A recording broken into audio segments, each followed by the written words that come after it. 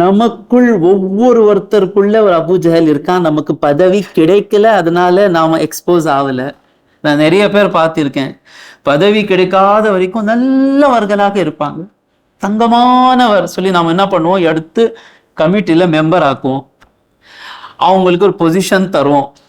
அந்த பொசிஷன் கொடுத்ததுக்கு பிறகு ஒரு ஷைத்தானுக்கு வாய்ப்பு எப்போ கிடைக்கும்னு சொன்னா, நம்ம உருதுக்காரங்க தான் முன்னேறணுங்க, தமிழ்காரங்க தான் முன்னேறணுங்க, இந்த ஜாதி தாங்க முன்னேறணும், அந்த ஜாதி தாங்க முன்னேறணும். இதான் ஃபித்னா, இதான் ஃபித்னா. எந்த அபூஜஹல் இந்த ஒரு ஆயத்து நம்முடைய சிந்தனையில இருந்தா பொறாமையே வராது. யாருக்கு எந்த பதவி கிடைத்தாலும், எந்த ஒரு அந்தஸ்து கிடைத்தாலும், எந்த ஒரு சுகம் கிடைத்தாலும் அது அல்லாஹ்வால் முடிவு செய்யப்பட்டது.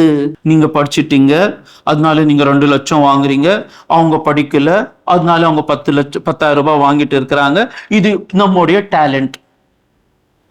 யாரெல்லாம் இது என்னுடைய டேலண்ட் என்று நினைக்கிறார்களோ அல்லாஹ்வுடைய தௌஹீத் அவங்களுக்கு புரியல. கண்ணியம் நிறைந்த அல்லாஹ்வின் நல்லடியார்களே, இன்று நாம்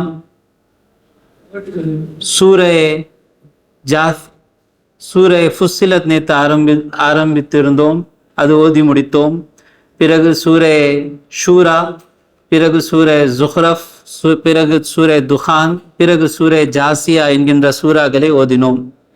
அதில் சூரத்துல் ஜுஹ்ருஃப்ல ஒரு பெரிய விஷயம் இருக்கு.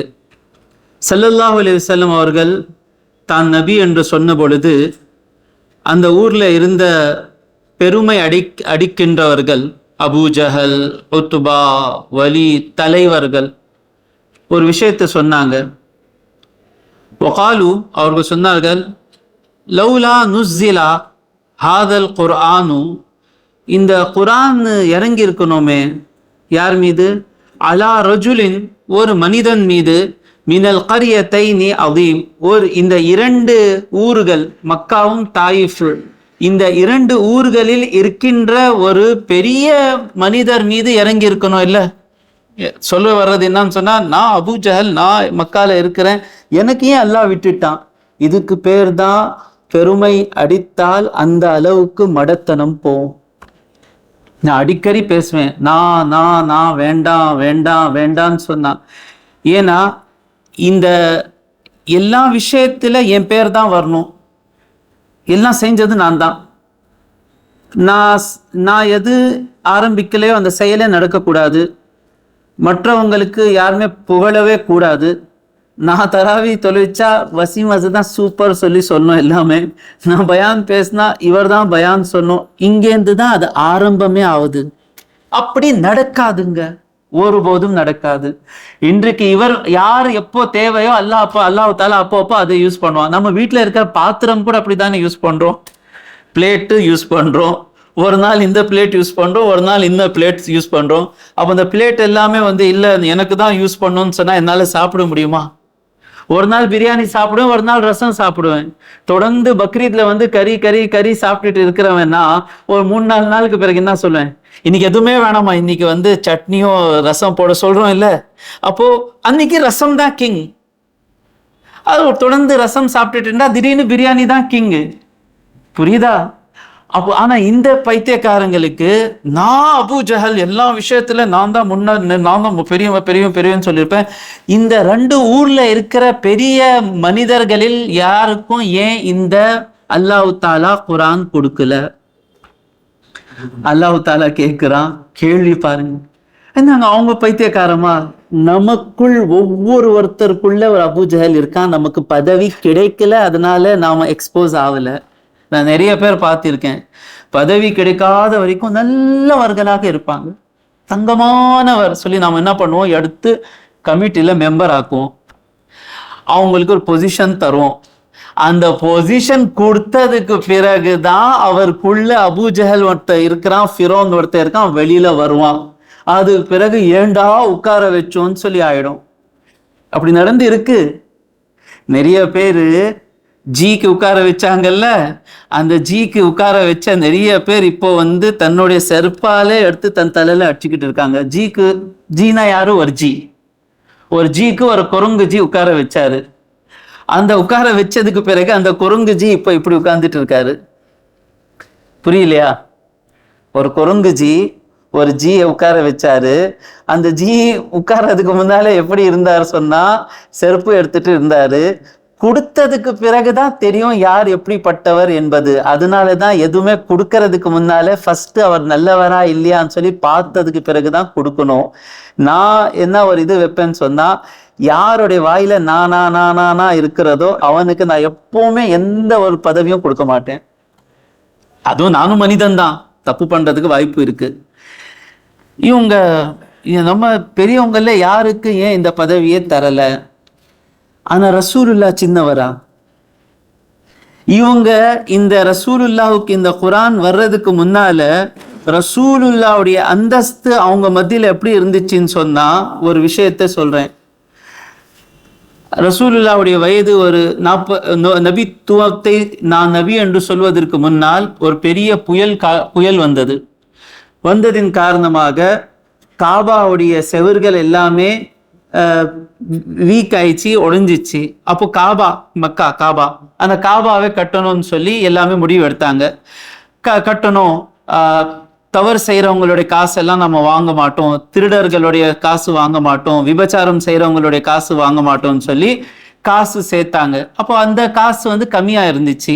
அப்போ காபா கட்டுறதுக்கு பார்த்தா ஃபர்ஸ்ட், அப்போ இந்த காபா கட்டியிருக்காங்கல்ல, ஸ்கொயரா இருக்குல்ல, சதுரமா இருக்குல்ல, அது ரசூலுல்லா அப்போ அந்த கட்டுறதுக்கு முன்னாலே சதுரமா இல்லை, அந்த ஹத்தீம் இருக்குல்ல, டி மாதிரி ஹத்தீமும் சேர்ந்துதான் காபா இருந்தது.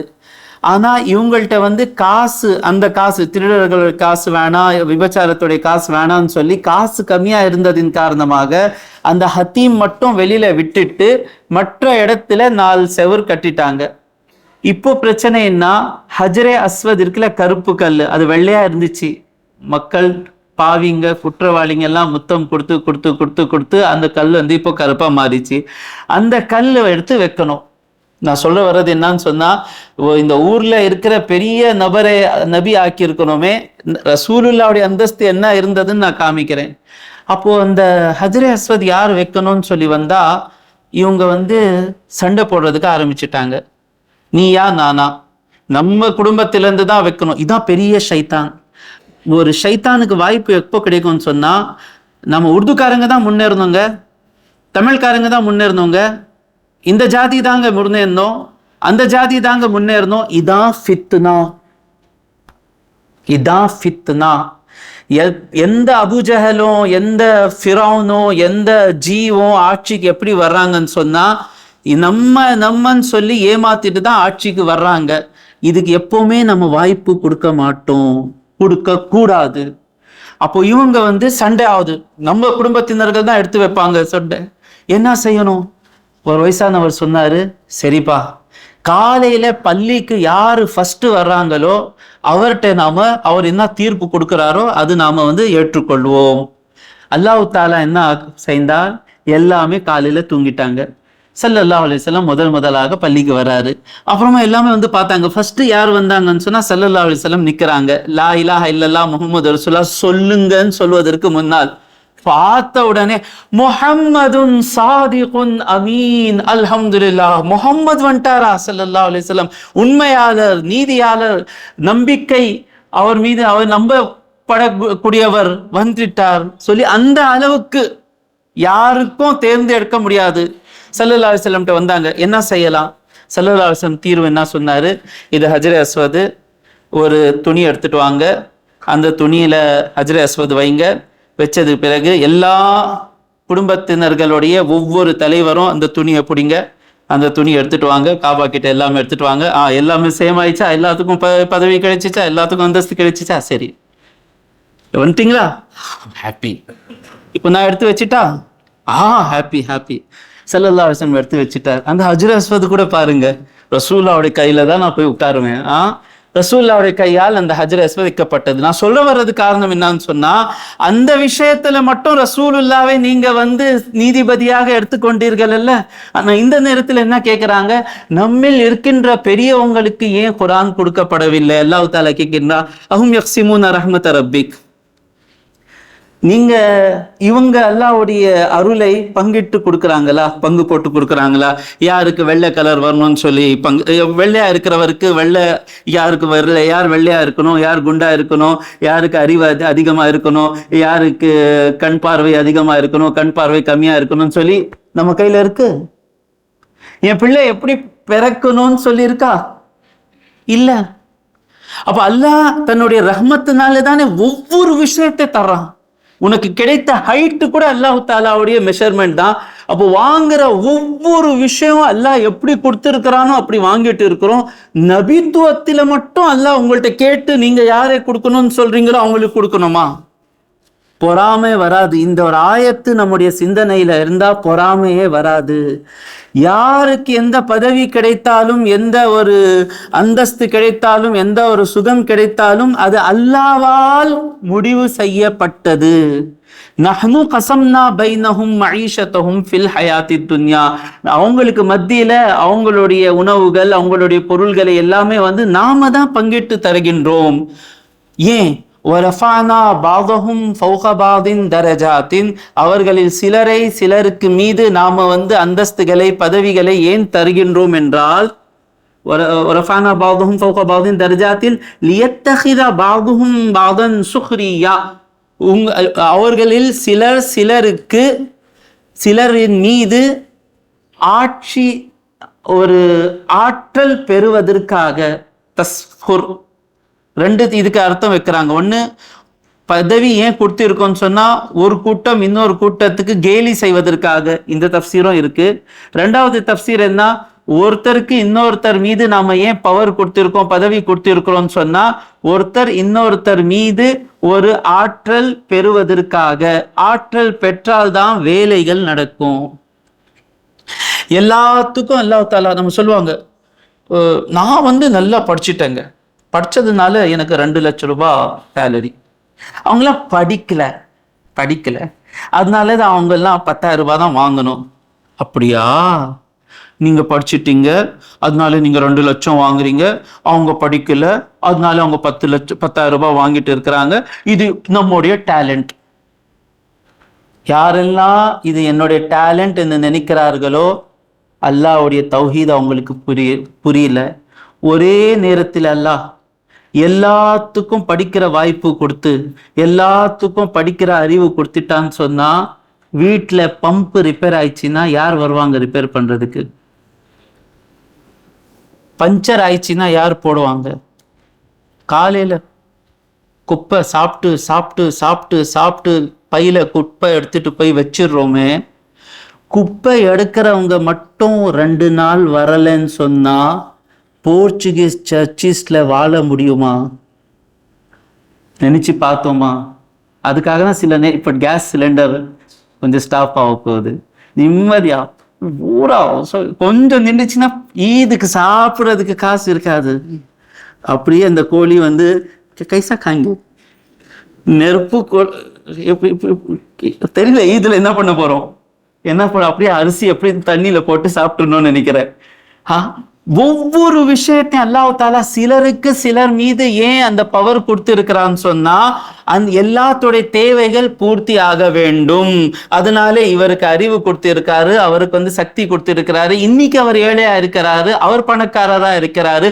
50 வருடங்களுக்கு பிறகு ஏழையோடைய பையன் பணக்காரனா ஆவான், பணக்காரனுடைய பையன் ஏழையா ஆவான். இது அல்லாஹ்வுடைய சிஸ்டம். இது பணக்காரனாக இருந்தால் அவன் அதிர்ஷ்டசாலியும் இல்லை, அவன் ஆட்டோ ஓட்டுறவனாகவே வாழ்ந்துட்டு போயிட்டான்னு சொன்னா அவன் துரதிர்ஷ்டமானவனும் இல்லை. உண்மையில என்னன்னு சொன்னா, யார் தக்வாவுடன் வாழுகின்றானோ அவன் தான் வெற்றியாளன். உலக காசை வச்சு ஒருபோதும் நான் வெற்றியாளன் என்று நினைக்கவே கூடாது. ஏன்னா அடுத்த வருகின்ற வசனத்தில் அல்லாஹ் தஆலா சொல்கின்றான், வலௌலா அன் யகூன الناس உம்மத வாஹிதா லஜஅல்னா லிமன் யக்ஃபுரு பிர்ரஹ்மானி லிபுயூதிஹிம் சுகுஃபம் மின் ஃபித்தா. அல்லாஹு அக்பர். எல்லா மக்கள் ஒன்று ஆகி விடுவார்கள் என்று ஆகிடும் மட்டும் இல்லாவிட்டால் என்ன சொல்ல விரும்புறாருன்னா, எல்லாமே காஃபிர் ஆயிடுவாங்க. இந்த விஷயம் மட்டும் இல்லாமல் இருந்தால் அல்லாஹ் தஆலா என்ன பண்ணியிருப்பான், லஜஅல்னா லிமன் யக்ஃபுரு பிர்ரஹ்மான், யார் ரஹ்மானை மறுக்கின்றார்களோ, யார் ரஹ்மான் இல்லை என்று சொல்கிறார்களோ அவங்களுக்கு எல்லாம் என்ன பண்ணுவான் தெரியுமா? லிபுயூதிஹிம் சுகுஃபம் மின் ஃபித்தா, அவங்களுக்கு எந்த அளவுக்கு வீடு கொடுப்பான்னு சொன்னா அந்த வீடோடைய முகுடுகள் வெள்ளியாக இருக்கும். டெரேஸ் ஃபுல்லா வெள்ளி, அதுல ஏறுற ஏணிகள் எல்லாமே வெள்ளி, அதுல இருக்கிற பெட் எல்லாமே வெள்ளியோட பெட்டு. அப்போ யாரு ரஹ்மான் இல்ல, ரஹ்மானுக்கு நான் வணங்க மாட்டேன் என்று சொல்றானோ அவனுக்கு அல்லாஹ் தாலா இந்த மாதிரி பங்களாக்கள், யாருமே இது வரைக்கும் வெள்ளி பங்களா கட்டல, அம்பானியோட பங்களா கூட வெள்ளி பங்களா இல்லை, அந்த மாதிரி நான் கொடுத்து இருப்பேன். ஆனா அது பார்த்த உடனே எல்லா முஸ்லிம்கள் காஃபிர் ஆயிடுவாங்க. எல்லாமே ஒரே கூட்டமாக மாறக்கூடாது என்பதற்காக காஃபிருங்களுக்கு அல்லாஹ் தாலா அந்த அளவுக்கு பங்களா தரல. அப்ப அல்லாஹ் தாலா சொல்ல விரும்புறது என்ன?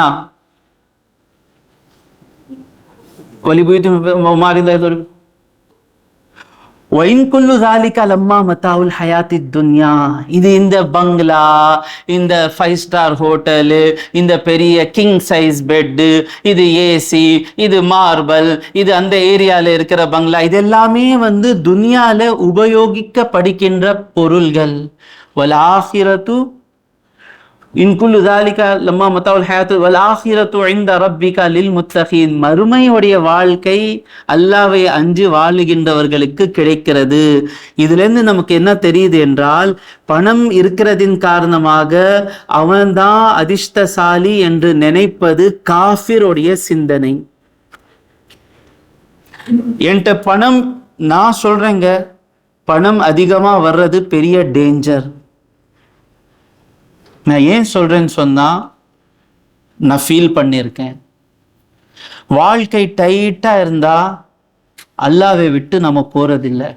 ஒவ்வொரு விஷயத்திலும் அல்லாஹ் விட்டு கேட்டுட்டே இருப்போம். அல்லாஹ் அல்லாஹ் அல்லாஹ் அல்லாஹ் அல்லாஹ்.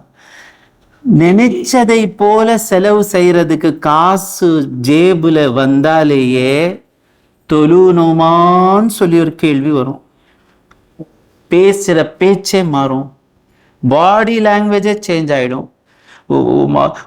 1 லட்ச ரூபாய் 2 லட்ச ரூபாய் சேவிங்ஸ் இருந்துச்சுன்னா அங்கே ரூபாய் ஆத்தி ரூபாய் 10 லட்ச ரூபாய் இருந்துச்சுன்னா ரூபாய் கே மஸ்ஜித் 1 கோடி இருந்துச்சுன்னா ரூபாய் மஸ்ஜிதுக்கு எவ்வளோ பெயிண்ட் அடிக்கணும், 5 கோடி இருந்துச்சுன்னா ரூபாய்.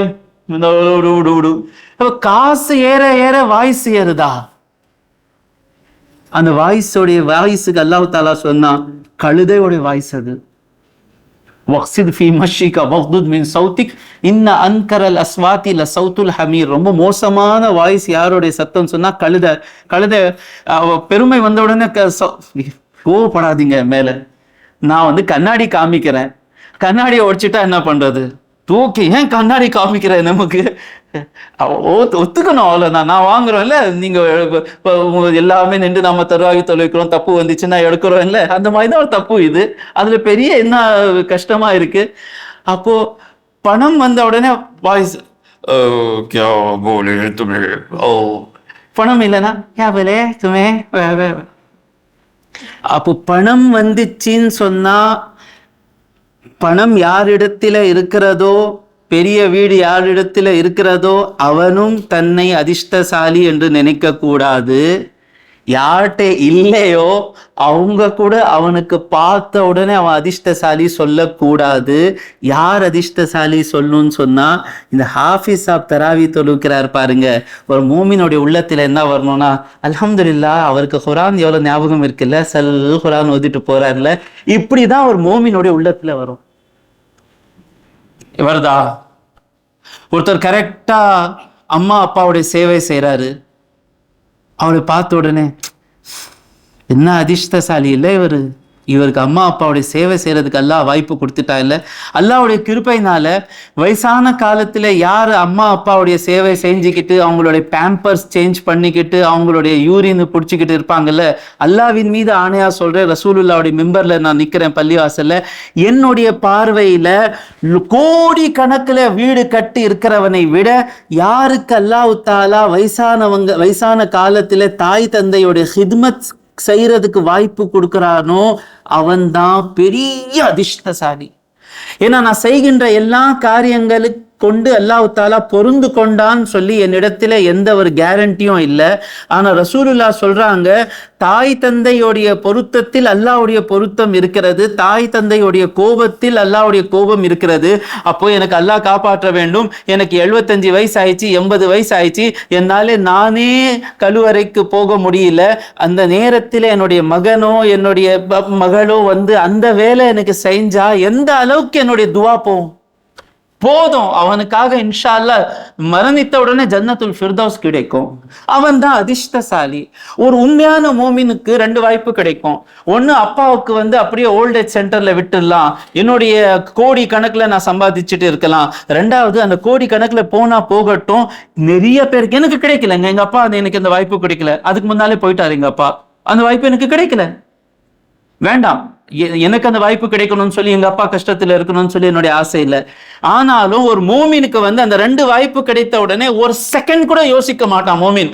நான் என்னுடைய அவன் உடனடியா ஜாப் ரிசைன் பண்ணிட்டு வந்து அப்பாவுடைய ஹித்மத்ல இருப்பான். இதான் தீன். வெறும் நீங்க ஃபர்ஸ்ட் சஃப்ல உட்காந்துட்டு குரானுக்கு மேல குரான் ஓதிட்டு இருந்தா அதெல்லாம் அது உண்மையான தீன் இல்லைங்க, அது உண்மையான தீன் இல்லை. இந்த வசனங்கள் எல்லாம் என்ன சொல்லுது? இந்த வசனங்கள் என்ன சொல்லுது? அப்போ உலக விஷயங்களை கொண்டு, பணத்தை கொண்டு திமிராகவும் இருக்கக்கூடாது. இன்னும் இந்த பணம் வர்றது, அழகான வீடுகள் இருக்கிறது, இது வெற்றியாளருடைய ஒரு அடையாளம் இல்லை. மாறாக அதிகமான குரான்ல வர்ணிக்கப்பட்ட வில்லன்ஸ் இருக்காங்க பாருங்க, நரகவாதிங்க, அவங்க எல்லாமே செல்வந்தராக இருந்தார்கள். அப்போ செல்வந்தர் இருக்கிறாரு, அவர் நிறைய அல்லாஹ்வுடைய பாதையில செலவு செய்யறாருன்னா அவர் அதிர்ஷ்டசாலி. பணமும் இருக்கு, ஜகாத்தும் தர்றாரு, பணமும் இருக்கு, ஸ்கூல் கட்டுறாரு, பணமும் வருது, அவர் வந்து யத்தீம் கானா கட்டுறாரு. அவர் யார் என்றால் அவர் மூலமாக அல்லாஹ் தாலா தன்னுடைய வேலைகளை செய்கிறாரு. புரிஞ்சிச்சா? அப்போ நாம எல்லாமே நாளைக்கு வரும் அந்த வசனம், யா அய்யுஹன்னாஸ், மக்களே, அந்துமுல் ஃபுகராஉ, நீங்கள்னா ஃபகீருங்க. ஃபகீருக்கு தமிழ் யார் சொல்லுவாங்க? பிச்சைக்காரர் சொல்லி லோ லெவல்ல சொல்லுங்க. எல்லாமே பிச்சைக்காரர்கள். This is the truth, this is the truth. யா அய்யுஹன்னாஸ் அன்துமுல் ஃபுகராஉ இலல்லாஹ் வல்லாஹு ஹுவல் கனியுல் ஹமீத். அல்லாஹ் மட்டும் தான் செல்வந்தர், எல்லாம் கொண்டவன். அவன் யாருக்கு வேணாலும் எப்போ வேணாலும் தருவான். இந்த பெருமை பொறாமையிலிருந்து தப்பிக்கணும்னு சொன்னா எதுவும் பார்க்காம அவனை பார்த்து கொண்டே இருந்தால் இன்ஷா அல்லாஹ் இந்த தவறுகள் எல்லாம் நாம் செய்யாமல் இருப்போம். வாஹிரு தாவானா அல்ஹம்துலில்லாஹி ரப்பில் ஆலமீன்.